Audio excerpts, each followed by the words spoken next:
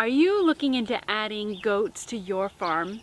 Depending on your farm setup, you may have started with maybe a garden and then maybe added chickens and ducks and are now looking into how to expand.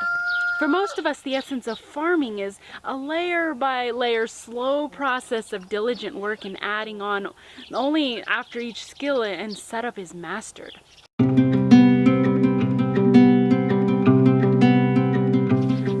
Is rapidly changing. In the blink of an eye, technology is exponentially exploding and growing. And in the last 100 years, we have seen a huge drift from the farming way of life. Now, however, more and more people are seeking and desiring a simpler way of life. Knowing what seeds were used to grow their vegetables and how produce has been cared for, knowing how animals have been raised and what they're fed, are important to more people than ever before. 1-acre farms are popping up everywhere. There is something so satisfying, wonderful, blessed about being self-sustaining. Nothing beats picking fresh eggs for breakfast or going to the basement in the middle of winter to pick out your very own canned vegetables for dinner, or pouring a fresh glass of raw milk. For the longest time, as I was diligently working on the garden and getting the chicken house and chickens all set up, I dreamed of a milk cow. Fresh milk, cream, butter, ice cream, cheese. But we only live on about 1 acre of land. I will go through all the pros, the ones I just mentioned, and the cons: space requirements, size of cows, more hay needed, poop, amount of milk they produce, and on and on. Producing a large amount of milk is good unless you don't have any other animal to help consume it. And I wanted a cow, but I couldn't convince my husband to take the leap, even though he is an avid cowman, aka a cowboy. So I put the idea of a milk cow on the back burner, but I didn't give up on the idea and kept thinking about other options. Goats! What about goats?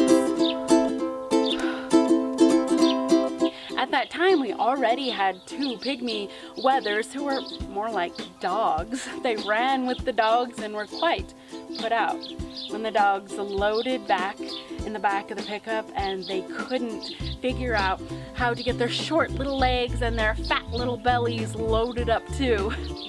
I began my research and started looking for milking goats in our area.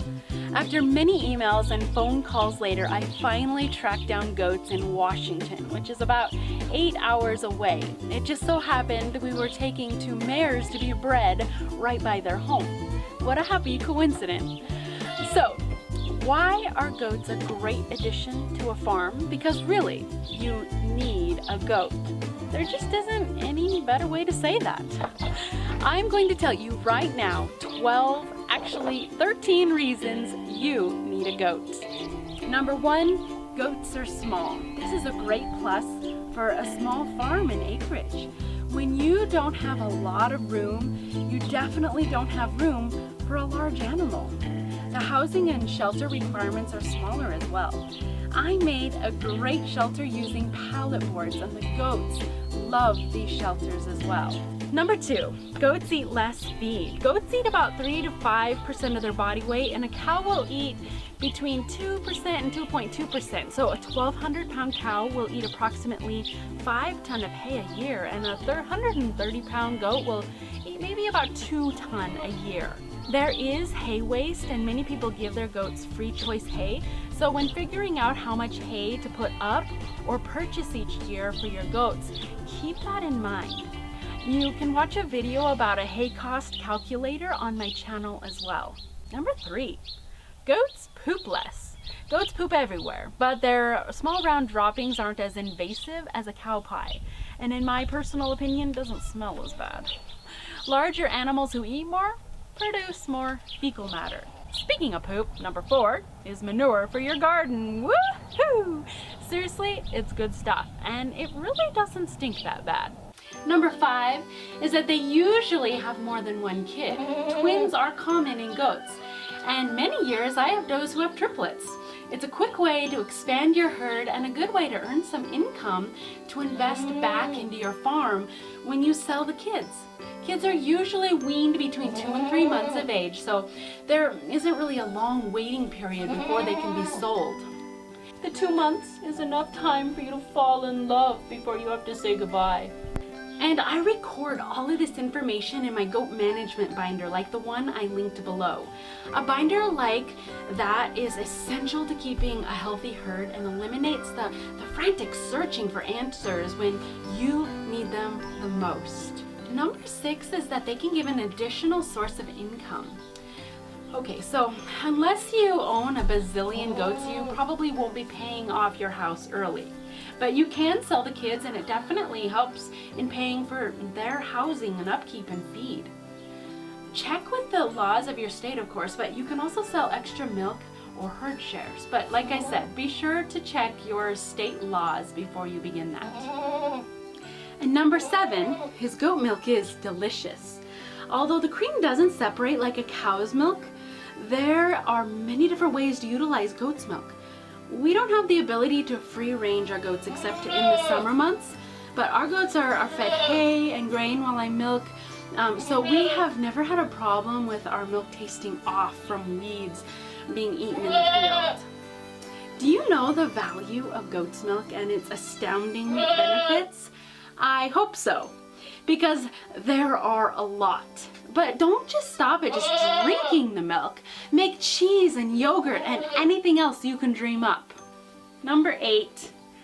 Goats are fun. They leap and bound and spring off the side of your barn and give you a happy greeting when they see you. They have no concept of personal space and will chew on your clothes and your hair while standing on your toe.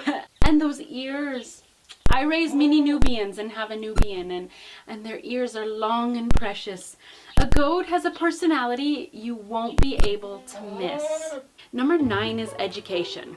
The things my 6-year-old son and 3-year-old daughter know because of our goat ownership is things like where poop and pee comes from. I'm sorry, it's a topic that comes up a lot with a young boy. Where babies come from and how sometimes they need to be pulled, and where milk comes from, how to trim hooves. At this stage, my son thinks he can do everything better than mom, but then turns it over after a bit of struggle. How to water and feed an animal, how to ride or try to ride a goat. Do you get the idea?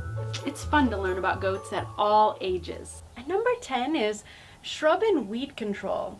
Do you have maybe an area that's overgrown with shrubs, weeds, or thick bushes? Goats will love to clear it, and they will have it cleared in no time at all. Number 11 is companionship. A goat is a very social animal, and it is definitely recommended to own at least 2 goats, but they can also be great companions to other animals as well. And don't forget about great companionship and therapy for you. Having a bad day? Go and sit with the goats. They will ruffle your hair and chew on the corner of your coat and demand attention. There is no better therapy than that. And number 12 is conversation. I am a really bad conversationalist. If people come over to visit, it usually ends like this. So, you want to go see the goats? I have baby goats. And number 13, as I already mentioned, if you want 1, you get 2. Goats are a herd animal and will not do well if they are a single goat living alone. They really do need to have a companion goat friend to live with at all times. So that's good news for you. You get 2 out of the deal. Goats are a great next addition to your farm, but there are still a few things I wish I had known before owning goats. You can watch that video on my channel next. So what are you waiting for? Do your research, prepare pens, find your goat, and bring her home. Psst, go now. Tell your husband the reasons you need a goat. If you already own goats, comment below what you would like added to the list. And if you don't own goats, what are you most excited about?